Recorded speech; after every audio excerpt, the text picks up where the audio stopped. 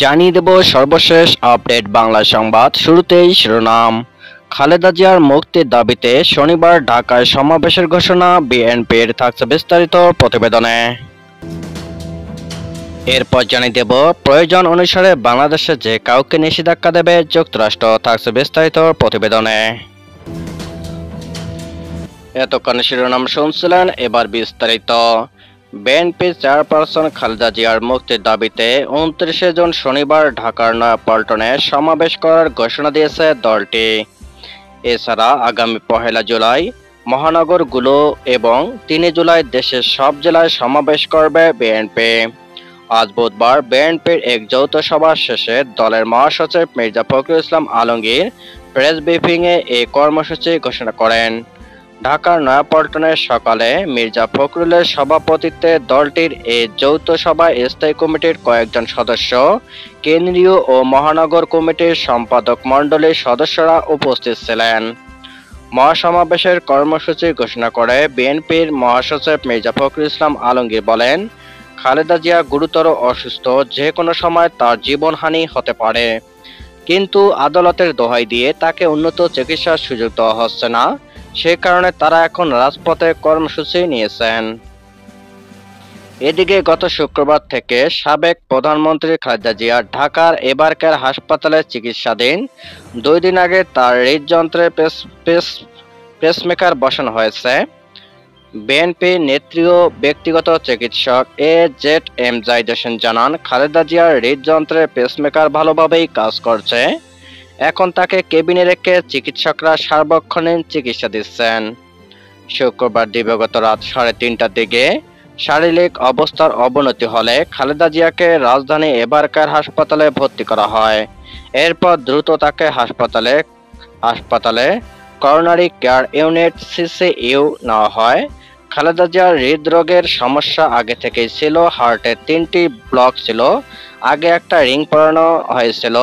সবকিছু পর্যালোচনা করে বিদেশি চিকিৎসক এবং মেডিকেল বোর্ডের পরামর্শে গত রোববার সাবেক প্রধানমন্ত্রীর হৃদযন্ত্রে স্থায়ী পেসমেকার বসানো হয় বলে তার চিকিৎসকেরা জানান। 79 বছর বয়সী খালেদা জিয়া আর্থাইটিস, হৃদরোগ, ফুসফুস, লিভার, কিডনি, ডায়াবেটিস সহ বিভিন্ন জটিলতায় ভুগছেন।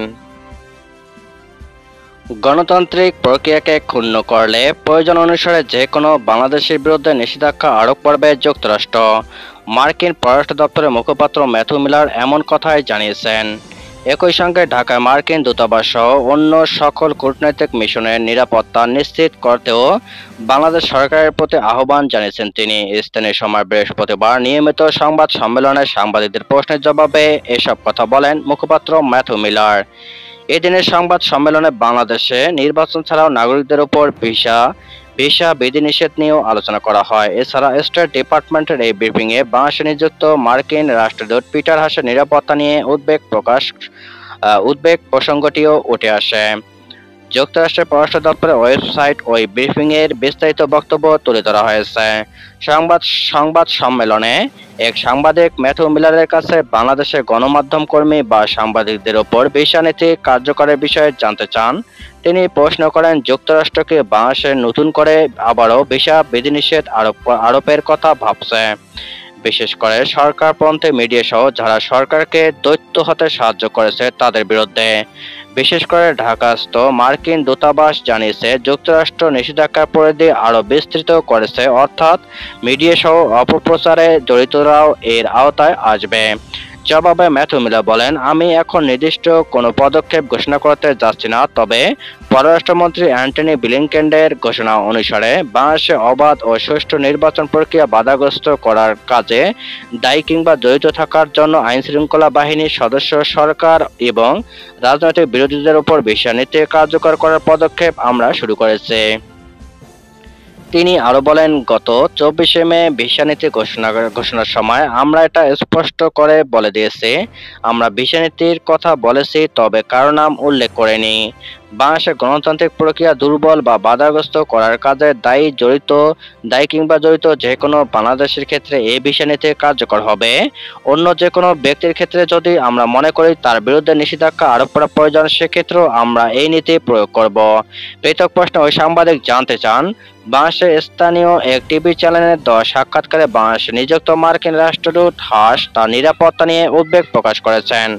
এমনকি শুধু তার নিরাপত্তায় উদ্বেগই নয়, দূতাবাসের কর্মীদের নিরাপত্তা নিয়েও উদ্বেগ জানিয়েছেন তিনি।